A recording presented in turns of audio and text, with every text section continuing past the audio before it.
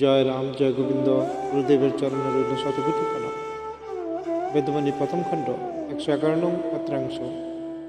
মূল দেবতার অর্চনা করিলে তাহার সাঙ্গপাঙ্গ সকলই তৃপ্তি হইয়া থাকে।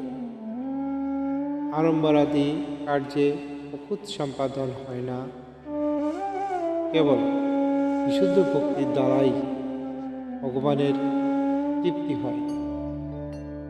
ঐশ্বর্য আদি অহংকারে বাধ্য নয়।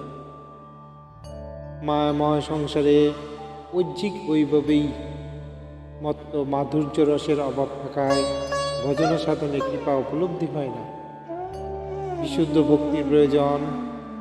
মাধুর্য রস ভিন্ন ভগবান লাভ করিতে পারে না। ভগবৎ প্রেমী পরমপদ কর্তৃত্ব অভিমানে জীব সকল সংসার সাগরে ভাসিয়া বেড়ায়।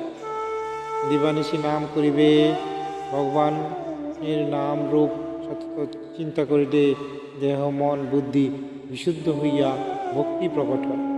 বিশুদ্ধ ভক্তি লাভ হইলেই প্রেম লাভ হয়।